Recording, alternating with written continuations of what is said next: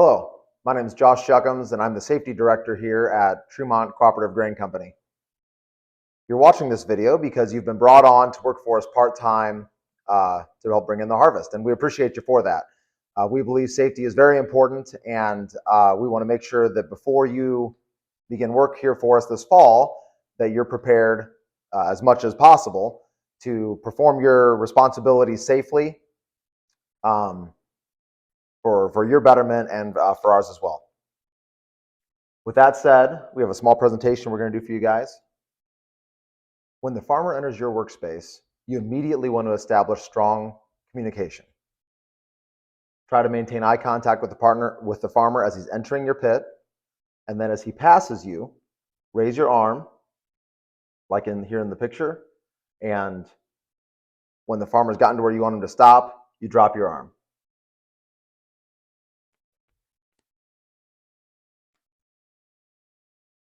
If the farmer's operating a dump trailer or a dump truck, then you can give him a thumbs up to begin raising his dump. And then when you're ready for him to stop, drop your arm. When the truck is empty and you're ready for the farmer to go, you can give him a simple point to tell him that he can exit the pit. It's critically important that at all times when the farmer is in your pit, that he does what you say. You know, if you've got a farmer who's raising the dump bed before you tell him to, or if he's moving forward before you tell him to, or not stopping when you tell him to, contact your supervisor so that they can speak to the farmer. This is important for your safety and for the safety of the farmer. It's important to maintain a safe distance whenever you have a truck enter your pit. As best as you can, maintain a 5-foot distance between you and the truck. This can be a little difficult when the truck enters the pit because they have to be able to see your signals in their mirror as they come by. But to the best of your ability, maintain that 5-foot distance. This is critically important when you have dump trucks lifting. The farmers use their trucks for, especially the dump trucks. They use the trucks to haul equipment in the off season, or they'll haul an auger section or a ladder if they're moving it around the farm. And it's not unheard of for something like that to be left in the truck, and then when they go to harvest, they fill up the truck without noticing. And so we've had chunks of metal or a section of a ladder come out the back of the truck. So never, when the farmer's dumping, stand close or stand in the path of the grain. You know, in this case, you open the grain doors and then step away, tell them to dump, and maintain that distance until the grain stop flowing. Another important element of maintaining a safe workspace is housekeeping and cleanliness. In the picture here, you see a perfect example of a nice, clean workspace. And it doesn't look like this all the time. When you have trucks dumping, especially if they're bigger trucks and they're dumping more bushels, you can get where you've got a pile in the pit and some runs either onto the concrete approach, or it runs onto the concrete on either side of the pit. Between trucks, as best as you can, it's more difficult when we're more busy and you've got truck after truck coming in.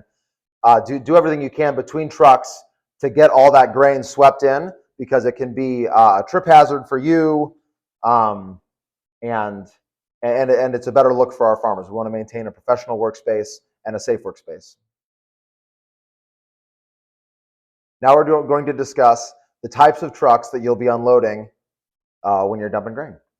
There are 3 primary types, but before we go over that, I want to point out here in this picture, you can see that the employee is wearing a radio, which is fine and is our property, but he's also wearing a pager and he's wearing his cell phone in a holster there on his hooked to his pocket.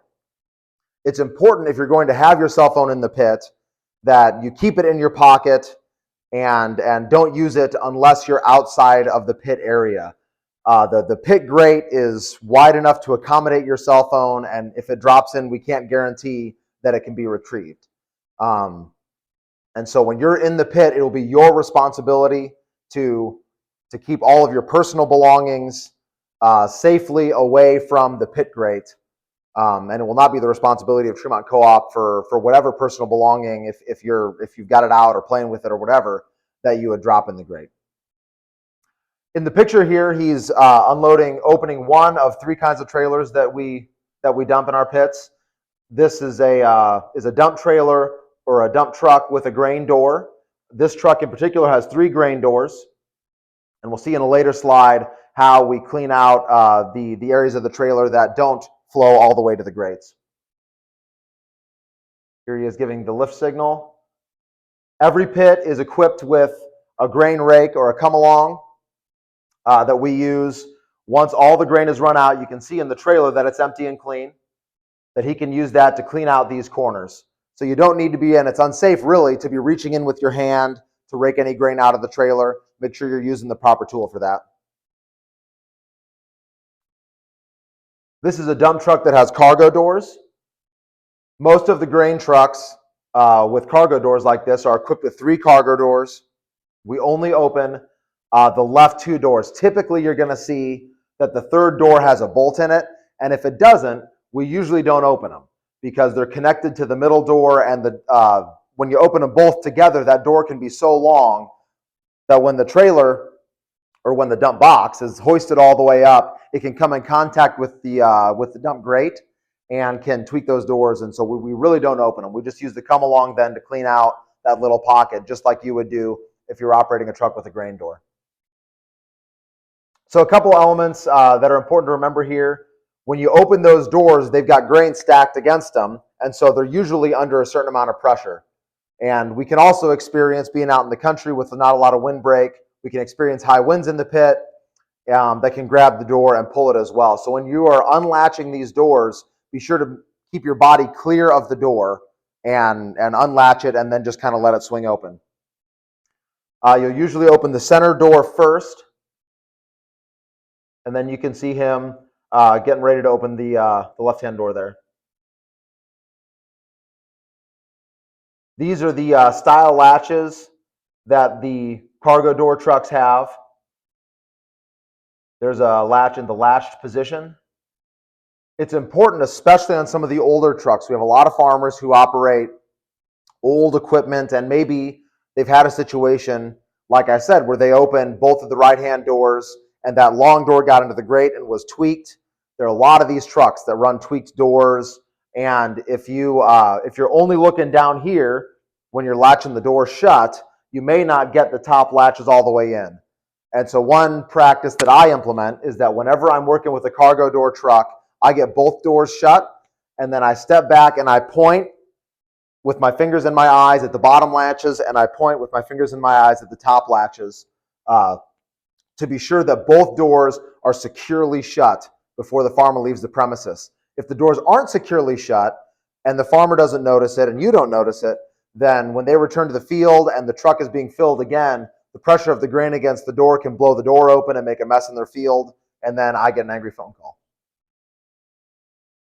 So there's another picture to be sure that the top latches, often it's the top latches that are the ones that don't get latched because you're pushing on the bottom part of the door. Here he's signaling to a semi-truck pulling a hopper trailer.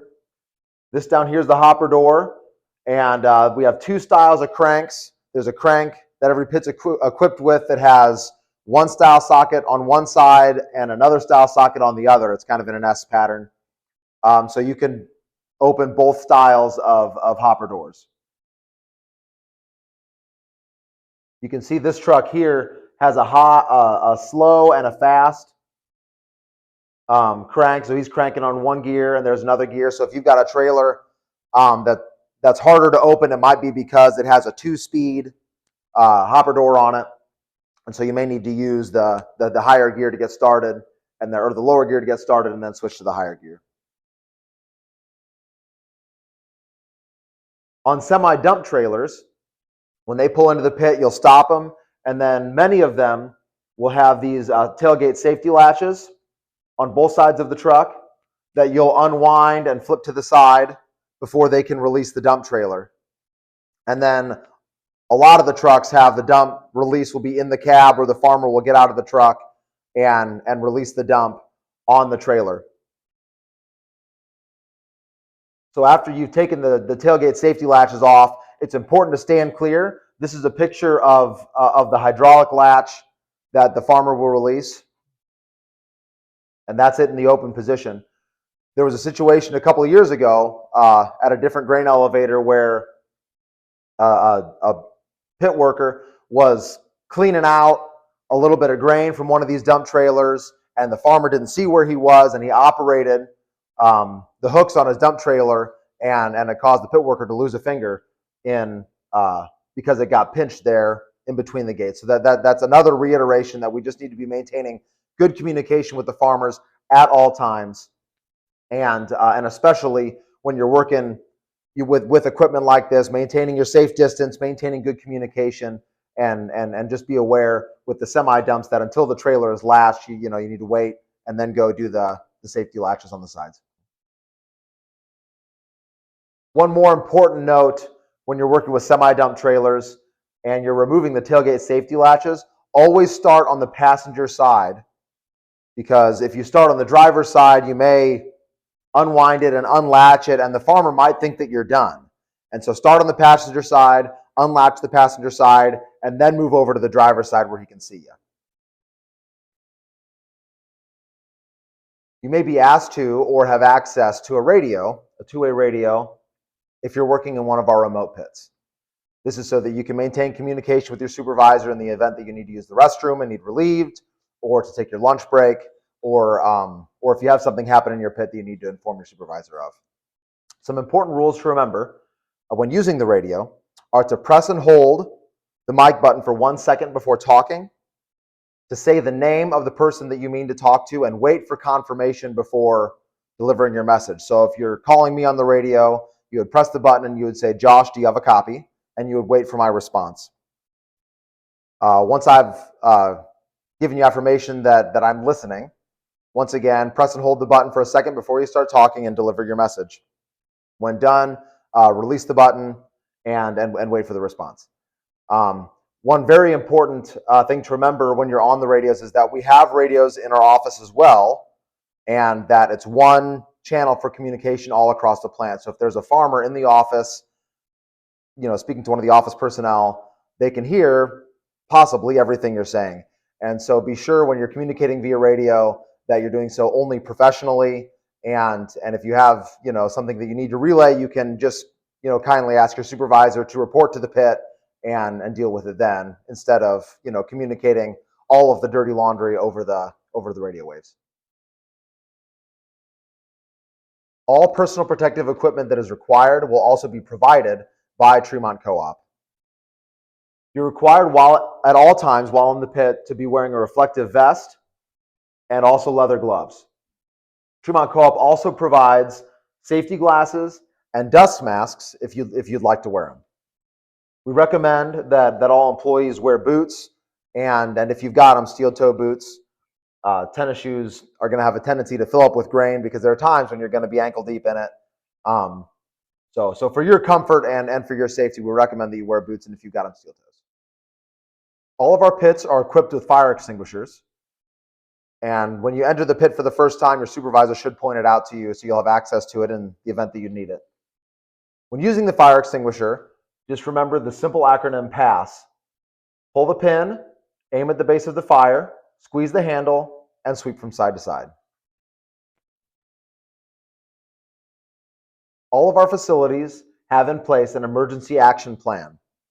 So in the event of an emergency, you need to follow these steps, and these should be reiterated when you're on site with your supervisor because they're unique to each of the plants.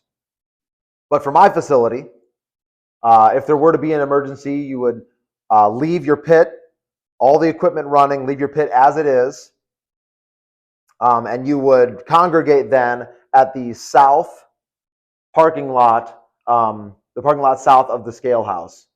And so if you're in an emergency situation, basically a lot of the other indicators here are for the full-time staff about what to do with equipment. But the important thing for you guys is that you drop what you're doing and you get as safely as possible to the rendezvous location that's designated by the full-time employees. So when you get to your facility, make sure that your supervisor informs you of where that location is. When you report to your facility, your supervisor should also provide you with a site map, or at least provide you with access to a site map.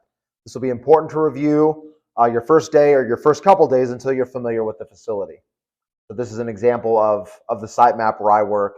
It has the locations of all the bins, of all the pits. Your supervisor will show you where you'll be working, oftentimes before they take you out and show you your workspace. So it's important to be educated on the layout of the facility before you go running around. When you report to your facility, your supervisor should provide you with a safety orientation and a general safety rules packet. These can be reviewed on your first day and contain important safety reminders and protocols. So before you leave the break room and go out to your pit to get ready to work, make sure that you review these and that you're comfortable with all of these protocols and tips. This will conclude the classroom portion of your safety training. You may now proceed to the pit with your supervisor to do your on-site training. Thank you so much for working with us this fall, and be safe.